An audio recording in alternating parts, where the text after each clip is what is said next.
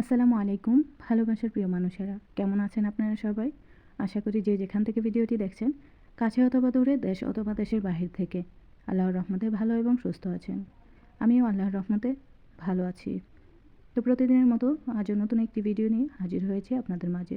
আশা করি ভিডিওটি ভালো লাগবে আর পুরোটা ভিডিও জুড়ে আমার সাথে থাকবেন। আর যারা যারা আমার চ্যানেলে নতুন ভিডিওটি প্রথম দেখছেন, চাইলে আমার চ্যানেলটিকে সাবস্ক্রাইব করে পাশে থাকা বেল বাটনটি অল করে দিতে পারেন। তো চলুন শুরু করা যাক আমার আজকের ভিডিওটি। তো আজকে আমি রান্না করব সবজি দিয়ে খাসির মাংস। সৌদি আরবের মানুষেরা যেভাবে রান্না করে, তো তার জন্য আমার যে সবজিগুলো লাগবে সবগুলো সবজি আমি এখন কেটে ভালো করে ধুয়ে নেব। যারা যারা নিয়মিত আমার ভিডিও দেখেন তারা তো অবশ্যই জানেন যে আমার বাসার মুরব্বি উনি হচ্ছে গ্রামে ছিলেন। তো গ্রাম থেকে আসছে 2 দিন হয়েছে। তো অনেক দিন হয়েছে আমরা হচ্ছে সবজি দিয়ে এই তরকারিটা রান্না করি না। তো উনি বলতেছে ওনার নাকি খেতে ইচ্ছে করতেছে। তো আমিও তাজা তাজা সবজি ছিল বাসায়, তাই তরকারিটা রান্না করে নিচ্ছি। আর মুরব্বি অনেক অসুস্থ ছিল, আমিও অসুস্থ ছিলাম। এখন মোটামুটি আলহামদুলিল্লাহ ভালো আছি। এই ঠান্ডার সিজনে সবারই সর্দি জ্বর ঠান্ডা লেগেই থাকে। তো দোয়া করি সবাই যেন এইসব রোগবালা মুসিবত থেকে ভালো থাকতে পারে, সুস্থ থাকতে পারে। আল্লাহ যেন সবাইকে হেফাজতে রাখেন। আসলেই অসুস্থ না হলে বোঝাই যায় না যে সুস্থতা আল্লাহর কত বড় নিয়ামত। তো কয়েকদিন ধরেই অনেক বেশি অসুস্থ ছিলাম, এখন আল্লাহর রহমতে অনেকটাই ভালো আছি। সবাই দোয়া করবেন আর সবার জন্য অনেক অনেক দোয়া রইল, সবাই যেন সুস্থ থাকেন। আর এইভাবে সবজিটা রান্না করলে আসলেই খুব ভালো লাগে। আর সবজি খাওয়া তো শরীরের জন্য খুবই উপকারী। এমনিতে তো এত সবজি খাওয়া হয় না, আর এইভাবে তরকারিটা রান্না করলে দেখা যায় কি একসাথে অনেকগুলো সবজিও খাওয়া হয়। তো আমি বেশিরভাগই যখন এই তরকারিটা রান্না করি ভাতের চাইতে তরকারির পরিমাণটা একটু বেশিই নিই, যাতে সবজি খেয়েই পেট ভরে যায়, ভাত একটু অল্প খেলেও সমস্যা নেই। ভাত যত কম খাওয়া যায় ততই শরীরের জন্য স্বাস্থ্যকর। আর গত একটা মাস ধরে আমাদের বাসায় মেহমান। গ্রামে গিয়েছিলাম, সেখানেও মেহমান। গ্রাম থেকে বেড়ায় তারপর বাসায় আসলাম। এসে 3 দিনের মতো ছিলাম। পুরোটা বাড়ি গুছিয়ে মাত্র মানে ভাবলাম যে কাজ শেষ হয়ে গেছে, এখন একটু রেস্ট নেওয়া যাবে, যেহেতু মুরব্বি গ্রামে আছে, এখনও আসে নাই। পুরো বাড়িতে আমি আর হচ্ছে আরেকজন ছিল, আরেকজন মুরব্বি। তো ভাবছিলাম বেশি কাজ নেই, একটু রেস্ট নেওয়া যাবে। যেই পুরো বাড়ির কাজ শেষ করে বসলাম, এমনি মেহমান এসে হাজির। একদিকে হচ্ছে মুরব্বি বাসায় নেই, আরেকদিকে সব মেয়েরা এসে বাসায় 3 দিন 4 দিন থাকলো। তো সব কিছু গুছাতে গুছাতে আর সবাইকে রান্না বাড়া করে সবাইকে খাওয়াতে খাওয়াতে আমার অবস্থা টাইট। কারণ এত মানুষ ছিল বাসায়, সকাল বিকেল দুপুর মানে 24 ঘন্টা খাওয়ার উপরেই ছিল ওনারা। আর সৌদিয়ানদের একটা অভ্যাস তো আছে, যারা হচ্ছে সৌদি আরবে থাকেন তারা তো অবশ্যই জানেন, ওনারা হচ্ছে 1 মিনিটের জন্য মুখটাকে খালি রাখবে না। ঘুমানোর আগ পর্যন্ত ওনাদের মুখ চলবেই। একটা রেখে আরেকটা খাবে, একটা রেখে আরেকটা।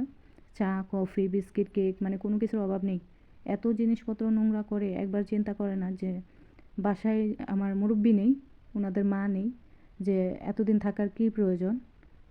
থাকবে তো মায়ের জন্যই, তাই না? তো মা যেহেতু বাসায় নেই, এতদিন কেন থাকলো আমি এটা বুঝতে পারলাম না। ওনাদের রেস্টের দরকার, আমাদের রেস্টের দরকার নেই। তো যাই হোক, কিছু করার নেই।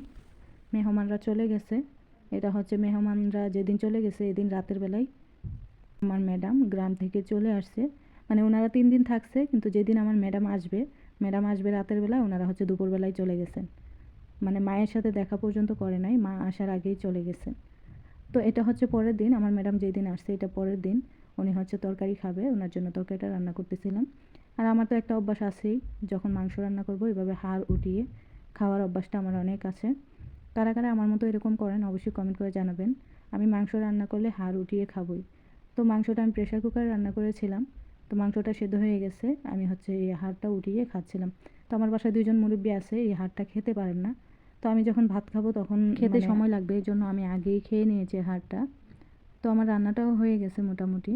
আর আমি মাংসের ভিতরে যে সলিড পিসগুলো থাকে না, ওগুলো একদমই খেতে পারি না। আমার পছন্দ হচ্ছে মাংসর মানে হাড্ডির ভিতরে যে মাংসগুলো থাকে, হাড্ডির আশেপাশে এগুলো খেতে ভালো লাগে।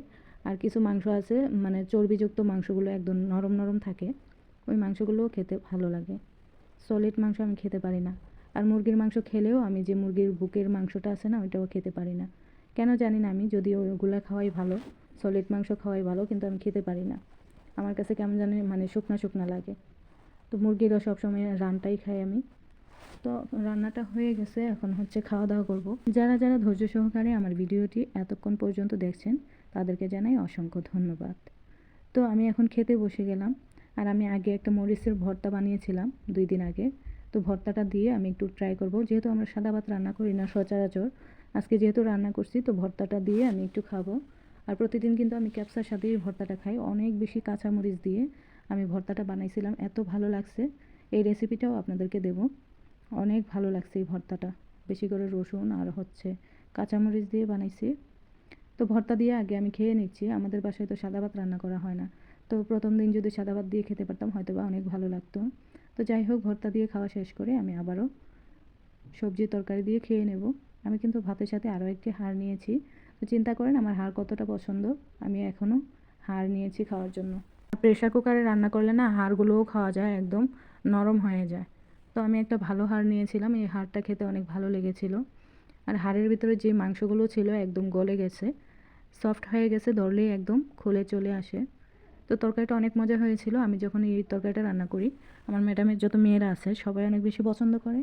আর একটা মেয়ে আছে হচ্ছে তিনতলায় থাকে, ম্যাডামের মেয়ে। তো ওই মেয়েটা যখনই রান্না করব তখন আমাকে বলবে যে এক বাটি আমাকে দিয়ে যাও। তো আমি আজকেও ওর জন্য মানে আমি খাওয়া দাওয়া শেষ করে ওর জন্য এক বাটি নিয়ে যাব। অনেক পছন্দ করে, দেখেন মাংসগুলো কত সফট হয়েছে, অনেক ভালো লাগছিল, অনেক মজা হয়েছিল তরকারিটা। তো যারা যারা আমার চ্যানেলে নতুন, এখনও চ্যানেলটিকে সাবস্ক্রাইব করেননি, চাইলে কিন্তু চ্যানেলটিকে সাবস্ক্রাইব করে পাশে থাকা বেল বাটনটি অল করে দিতে পারেন, তাহলে আমার সব ভিডিওর নোটিফিকেশান আপনাদের কাছে পৌঁছে যাবে, আমার প্রত্যেকটা ভিডিও আপনারা দেখতে পারবেন। আর যারা যারা অলরেডি সাবস্ক্রাইব করেছেন তাদেরকে জানাই অসংখ্য ধন্যবাদ। আর যেসব আপুরা নিয়মিত আমার ভিডিও দেখেন তাদেরকে তো অনেক অনেক ভালোবাসা। এইভাবে পাশে থাকবেন, আমিও ইনশাল্লাহ আপনাদের পাশে আছি। কেউ বলতে পারবে না যারা আমাকে সাপোর্ট করেছে আমি তাদেরকে সাপোর্ট করিনি। যারা আমাকে একটা কমেন্ট করে আমি সাথে সাথে তাদের ভিডিও দেখে কমেন্ট করে আসি। আর যারা সাবস্ক্রাইব করেছেন এখনও ব্যাক পাননি, হয়তো বা দেখিনি বা সময় পাইনি, আমি অবশ্যই সবাইকে ব্যাক দিয়ে দেব। সবাই ভালো থাকবেন, সুস্থ থাকবেন। আল্লাহ হাফেজ।